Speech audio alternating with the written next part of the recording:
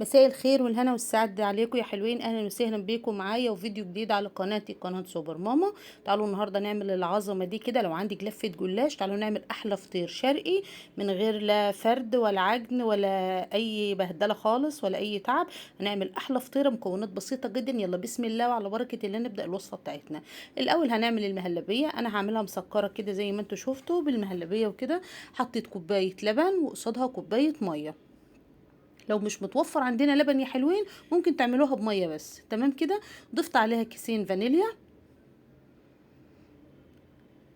يبقى احنا كده اللي هنعمل المهلبيه اللي هنحشي بيها جوه كوبايه ميه وكوبايه لبن وكيسين فانيليا وادي معلقتين سكر. ممكن تعمليها من غير سكر لو مش بتحبوا الحاجه مسكره، تمام كده. وبعد كده هنحط لها حوالي معلقتين 3 نشا، وهنقلب الكلام الجميل ده كله كده وهنرفعه على النار ونديلها السمك الجميل جدا كده على النار في دقايق كده. تعمل معانا احلى مهلبيه. زي ما قلت لكم لو مش متوفر عندنا لبن ممكن تعمليها كوبايتين ميه ونضيف ليهم معلقتين 3 نشا ومعلقه لبن بودر، تمام كده. على ما المهلبيه تتعمل بقى تعالوا كده مع بعض نجهز الصينيه اللي هنعمل فيها.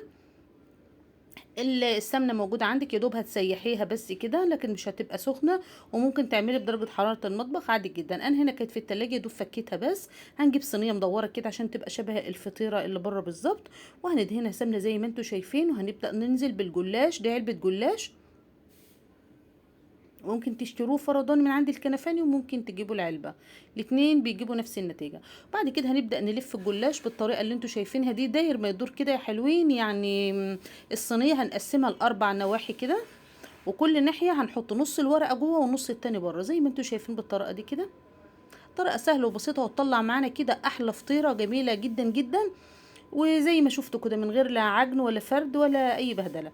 بعد كده يا حلوين هنرصصها كده. احنا هنعمل طبقتين. اللي انا عملته ده لفيت الصينيه بالجلاش داير ما يدور، وبعد كده هندهنه سمنه، وهنرجع نعمل نفس الحكايه تاني عشان تبقى الصينيه دورين كده، عشان تبقى الفطيره ماسكه نفسها كده وهشه وتبقى جميله جدا. وصفه النهارده سهله وبسيطه وهتعجبكم جدا جدا. نفسي ترفعوا لي الفيديو كده باحلى لايك وكومنت جميل من عندكم منكم. ربنا يبارك فيكم يا رب يا حلوين ويسعدكم دايما كده منورين قناتي. زي ما قلت لكم كده هنرجع نلف نفس الطريقه تاني. نص ورقه الجلاش بره والنص التاني في الصينية، تمام كده. هنا صينية الجلاش دي أول فطيرة اللي أنا عملتها النهاردة، يعني بحوالي نص علبة جلاش، يعني فاض من العلبة، ما خدتش العلبة كلها. زي ما انتوا شايفين كده داير ما يدور كده. وبعد كده برضو هندهنها سمنة وهنبدأ ننزل بالحشو معانا.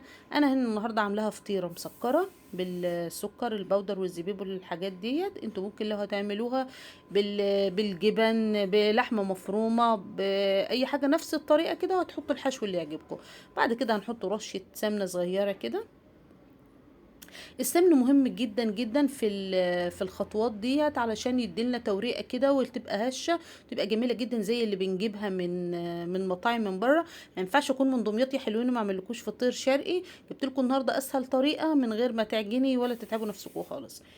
زي ما انتوا شايفين كده دهنت السمنه. يبقى احنا كده عملنا طبقتين. بعد كده بقى تنزلي بالحشو زي ما قلت لك، الحشو الموجود اي حاجه موجوده عندكم. انا هنا عملت المهلبيه اهو. طبعا هنسيبها لما تبرد شويه عشان ما تخرجش من العجينه وكده. وبعد كده هنبدا ندهنها بمعلقه سمنه واحده اهي. معلش بقى الوصفه بتاعت النهارده كده عشان تطلع طعمه كده بتاخد معانا سمنه شويه يعني، بس بدها توريقه كده وبدها طعم جميل جدا. بعد كده احنا هنطفي كل دوت بلبن. هنشوف مع بعض كده هنعمل ايه.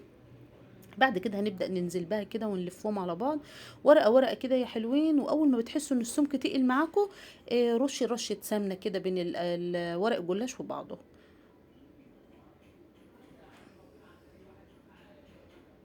لو جربتوا الوصفة دي وعجبتكم ما تنسونيش كده بأحلى كومنت منكم وتقولوا لي ايه رأيكم. زي ما انتوا شايفين كده هنلف شوية كده، واول ما نلاقي الاوراق كده على بعضها سمك كده محتاج ان احنا ندي سمنة، ادوها رشة سمنة علشان تبقى مورقة معانا كده ومقرمشة وتبقى جميلة جدا جدا جدا هتعجبكم بجد. زي ما انتوا شايفين كده هنقفلها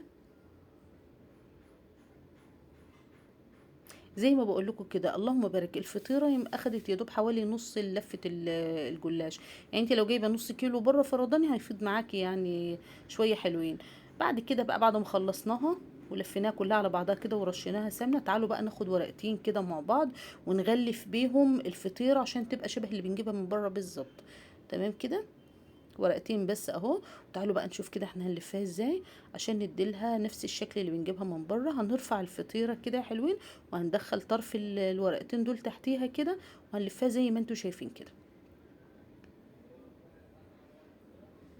شايفين؟ اللهم بارك، شكلها طعم جدا. وشفتوا اللفه بتاعتها زي ما قلت لكم كده، هنلفها لتحت وبعد كده هندخلها الفرن، وهتخرج بالشكل الجميل اللي انتوا شايفين ده. هنكون مجهزين حوالي نص كوبايه او كوبايه لبن، دي بقى تبع الفطيره عندكم. انا هنا بيحبوه طري جدا، انت لو عايزاه هشه هتضيفي نص كوبايه، لكن انا هنا ضفت كوبايه لبن. بعد كده هنسيب الفطيره لغايه ما تشرب اللبن خالص. ممكن تستغني عن الطبقة المقرمشة اللي فوق وممكن تسيبيها، انا سبتها. بعد كده هتجهزي بقى شوية سكر بودر. لو احنا عايزينها شبه اللي بتتباع في المحلات بالظبط، بنعملها بالسكر البودر، وبعد كده بتضيفي زبيب، مكسرات، فول سوداني الموجود عندكم.